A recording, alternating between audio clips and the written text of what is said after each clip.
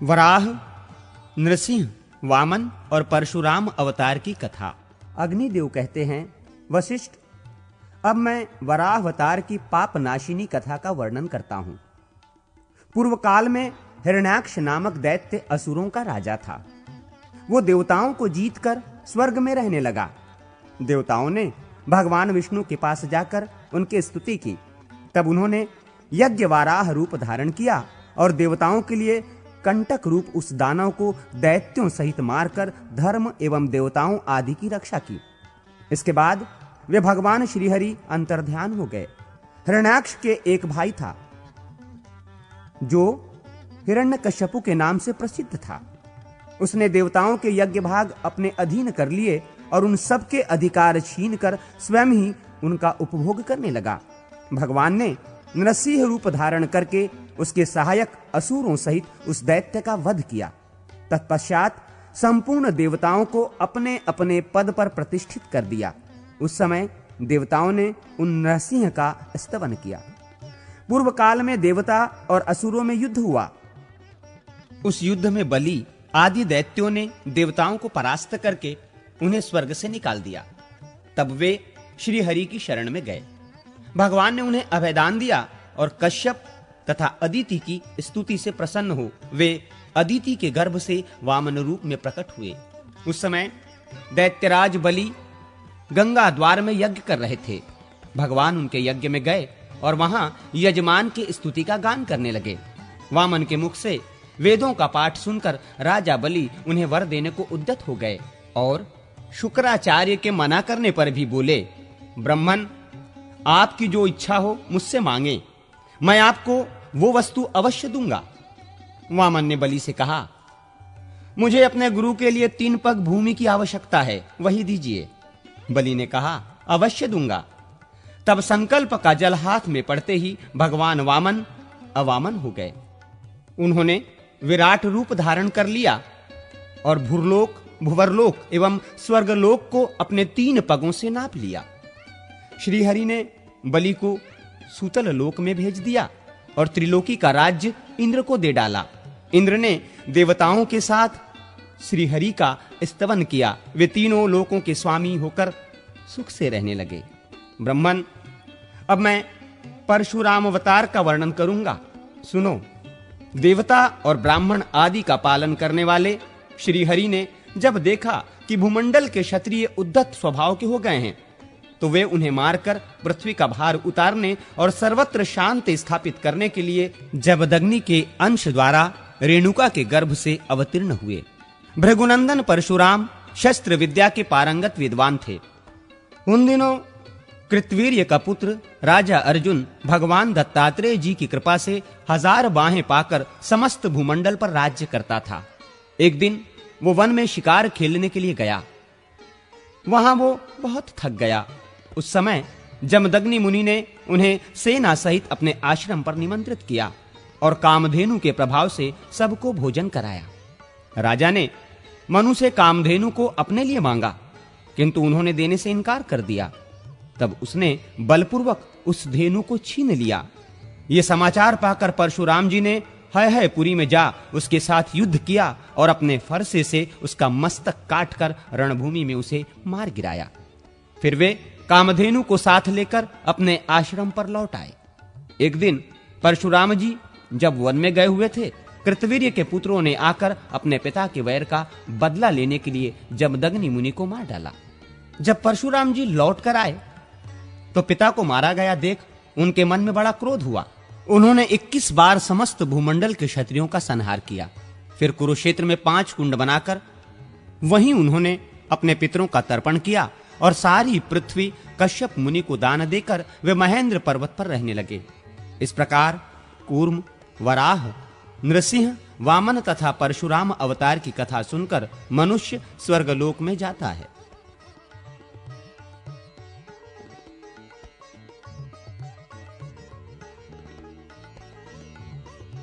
श्री रामावतार वर्णन के प्रसंग में रामायण बालकांड की संक्षिप्त कथा। अग्निदेव कहते हैं, वशिष्ठ, अब मैं ठीक उसी प्रकार रामायण का वर्णन करूंगा जैसे पूर्व काल में नारद जी ने महर्षि वाल्मीकि जी को सुनाया था। इसका पाठ भोग और मोक्ष दोनों को देने वाला है। देवर्षि नारद कहते हैं, वाल्मीकि जी भगवान विष्णु के नाभि कमल से ब्रह्मा जी उत्पन्न हुए हैं। ब्रह्मा जी के पुत्र हैं मरीचि, मरीचि से कश्यप, कश्यप से सूर्य और सूर्य से वैवस्वत मनु का जन्म हुआ है। उसके बाद वैवस्वत मनु से इक्ष्वाकु की उत्पत्ति हुई। इक्ष्वाकु के वंश में ककुस्थ नामक राजा हुए। ककुस्थ के रघु, रघु के अज और अज के पुत्र दशरथ हुए। उन राजा दशरथ से रावण आदि राक्षसों का वध करने के लिए साक्षात भगवान विष्णु 4 रूपों में प्रकट हुए। उनकी बड़ी रानी कौसल्या के गर्भ से श्री रामचंद्र जी का प्रादुर्भाव हुआ। कैकेयी से भरत और सुमित्रा से लक्ष्मण एवं शत्रुघ्न का जन्म हुआ। महर्षि ऋषिशृंग ने उन तीनों रानियों को यज्ञ सिद्ध चरु दिए, जिन्हें खाने से इन 4 कुमारों का आविर्भाव हुआ। श्री राम आदि सभी भाई अपने पिता के ही समान पराक्रमी थे। एक समय मुनिवर विश्वामित्र ने उन्हें यज्ञ में विघ्न डालने वाले निशाचरों का नाश करने के लिए राजा दशरथ से प्रार्थना की कि आप अपने पुत्र श्री राम को मेरे साथ भेज दे।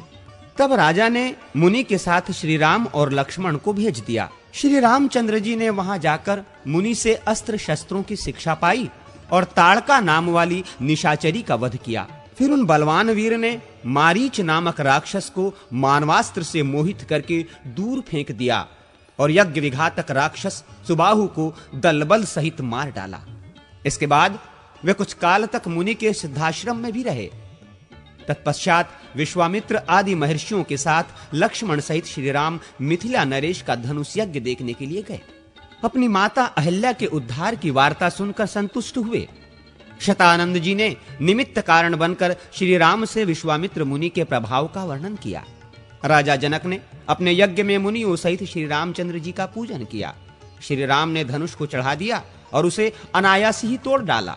तदनंतर महाराज जनक ने अपनी अयोनिजा कन्या सीता को, जिसके विवाह के लिए पराक्रम ही शुल्क निश्चित किया गया था, श्री रामचंद्र जी को समर्पित किया। श्री राम ने भी अपने पिता राजा दशरथ आदि गुरुजनों के मिथिला में पधारने पर सबके सामने सीता का विधि पूर्वक पाणी ग्रहण किया। उस समय लक्ष्मण ने भी मिथिलेश कन्या उर्मिला को अपनी पत्नी बनाया। राजा जनक के छोटे भाई कुशध्वज थे। उनकी 2 कन्याएं थीं, श्रुतकीर्ति और मांडवी। इनमें मांडवी के साथ भरत ने और श्रुतकीर्ति के साथ शत्रुघ्न ने विवाह किया। तदनंतर राजा जनक से भली भांति पूजित हो श्री रामचंद्र जी ने वशिष्ठ आदि महर्षियों के साथ वहां से प्रस्थान किया। मार्ग में जमदग्नि नंदन परशुराम को जीतकर वे अयोध्या पहुंचे। वहां जाने पर भरत और शत्रुघ्न अपने मामा राजा युधाजीत की राजधानी को चले गए। अयोध्या कांड की संक्षिप्त कथा। नारद जी कहते हैं, भरत के ननिहाल चले जाने पर लक्ष्मण सहित श्री रामचंद्र जी ही पिता माता आदि के सेवा सत्कार में रहने लगे। एक दिन राजा दशरथ ने श्री रामचंद्र जी से कहा, रघुनंदन मेरी बात सुनो। तुम्हारे गुणों पर अनुरक्त हो प्रजाजनों ने मन ही मन तुम्हें राज सिंहासन पर अभिषिक्त कर दिया है। प्रजा की यह हार्दिक इच्छा है कि तुम युवराज बनो, अतः कल प्रातः काल मैं तुम्हें युवराज पद प्रदान कर दूंगा। आज रात में तुम सीता सहित उत्तम व्रत का पालन करते हुए संयम पूर्वक रहो। राजा के 8 मंत्रियों तथा वशिष्ठ जी ने भी उनकी इस बात का अनुमोदन किया। उन 8 मंत्रियों के नाम इस प्रकार हैं: दृष्टि, जयंत, विजय, सिद्धार्थ, राज्यवर्धन, अशोक, धर्मपाल और सुमंत्र। इनके अतिरिक्त वशिष्ठ जी भी मंत्रणा देते थे। पिता और मंत्रियों की बातें सुनकर श्री रघुनाथ जी ने तथास्तु कहकर उनकी आज्ञा शिरोधार्य की और माता कौसल्या को ये शुभ समाचार बताकर देवताओं की पूजा करके वे संयम में स्थित हो गए। उधर महाराज दशरथ वशिष्ठ आदि मंत्रियों को यह कहकर कि आप लोग श्री रामचंद्र जी के राज्याभिषेक की सामग्री जुटाएं, कैकेयी के भवन में चले गए। कैकेयी के मंथरा नामक एक दासी थी जो बड़ी दुष्टा थी। उसने अयोध्या की सजावट होती देख श्री रामचंद्र जी के राज्याभिषेक की बात जानकर रानी कैकेयी से सारा हाल कह सुनाया। एक बार किसी अपराध के कारण श्री रामचंद्र जी ने मंथरा को उसके पैर पकड़कर घसीटा था। उसी वैर के कारण वो सदा यही चाहती थी कि राम का वनवास हो जाए। मंथरा बोली, कैकेयी तुम उठो, राम का राज्याभिषेक होने जा रहा है। ये तुम्हारे पुत्र के लिए, मेरे लिए और तुम्हारे लिए भी मृत्यु के समान भयंकर वृत्तांत है, इसमें कोई संदेह नहीं है। मंथरा कुबड़ी थी। उसकी बात सुनकर रानी कैकेयी को प्रसन्नता हुई। उन्होंने कुब्जा को एक आभूषण उतार कर दिया और कहा, मेरे लिए तो जैसे राम हैं वैसे ही मेरे पुत्र भरत भी हैं। मुझे ऐसा कोई उपाय नहीं दिखाई देता जिससे भरत को राज्य मिल सके। मंथरा ने उस हार को फेंक दिया और कुपित होकर कैकेयी से कहा। मंथरा बोली, ओ नादान, तू भरत को, अपने को और मुझे भी राम से बचा। कल राम राजा होंगे, फिर राम के पुत्रों को राज्य मिलेगा।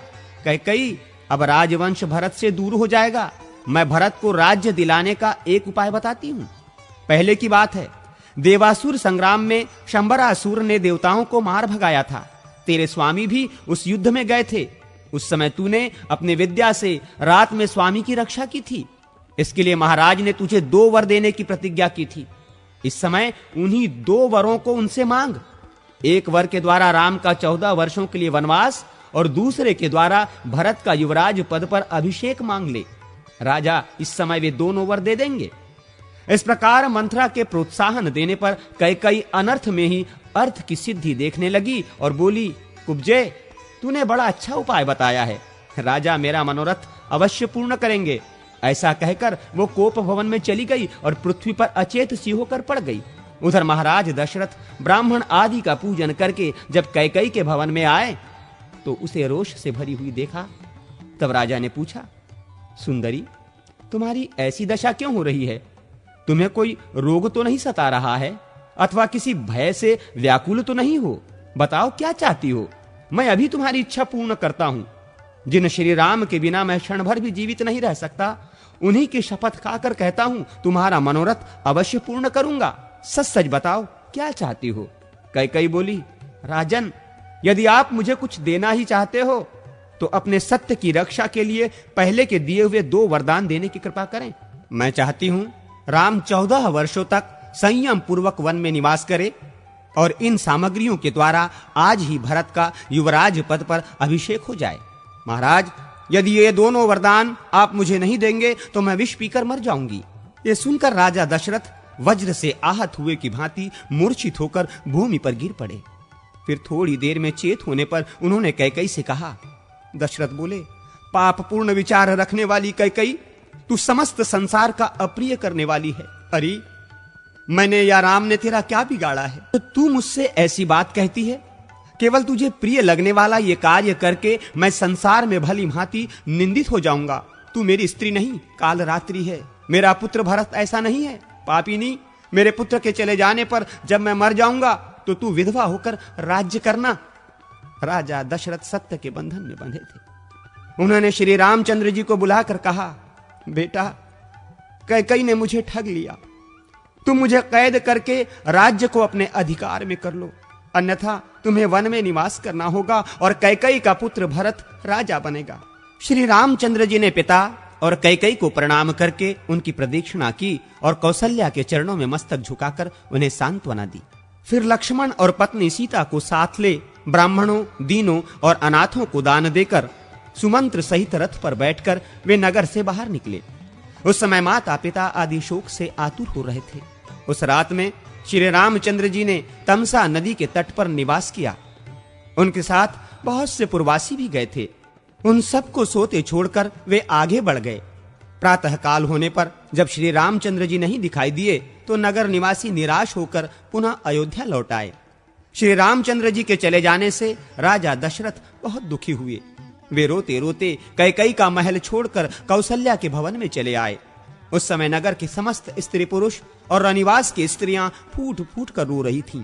श्री रामचंद्र जी ने चीर वस्त्र धारण कर रखा था। वे रथ पर बैठे बैठे श्रृंगेश्वरपुर जा पहुंचे।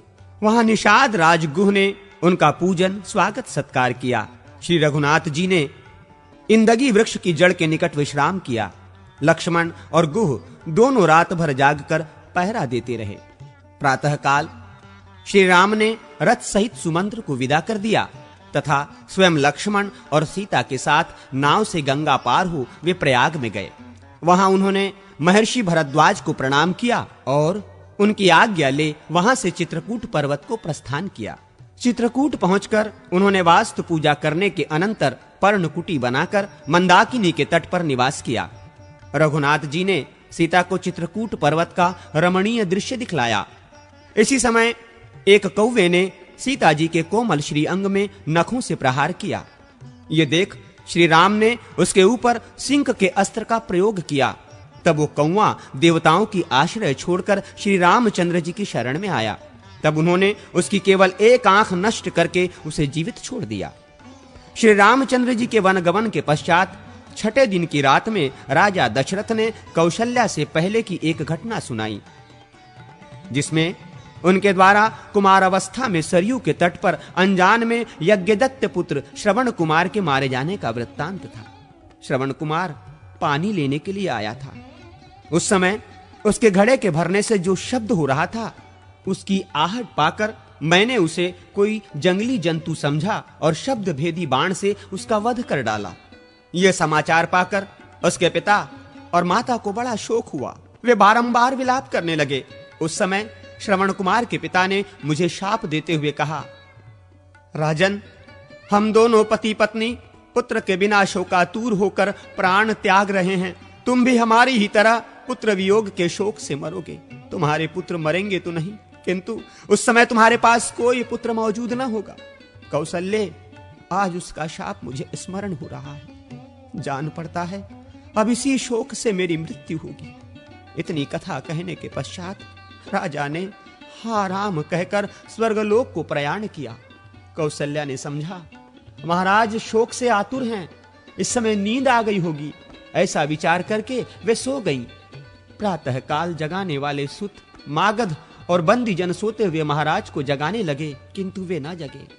तब उन्हें मरा हुआ जान रानी कौशल्या हाय मैं मारी गई कहकर पृथ्वी पर गिर पड़ी। फिर तो समस्त नर नारी फूट फूट कर रोने लगे। तत्पश्चात महर्षि वशिष्ठ ने राजा के शव को तैल भरी नौका में रखवाकर भरत को उनके ननिहाल से तत्काल बुलवाया। भरत और शत्रुघ्न अपने मामा के राजमहल से निकलकर सुमंत्र आदि के साथ शीघ्र ही अयोध्यापुरी में आए। यहाँ का समाचार जानकर भरत को बड़ा दुख हुआ। कैकेयी को शोक करती देख उसकी कठोर शब्दों में निंदा करते हुए बोले, अरे तूने मेरे माथे कलंक का टीका लगा दिया, मेरे सिर पर अपयश का भारी बोझ डाल दिया।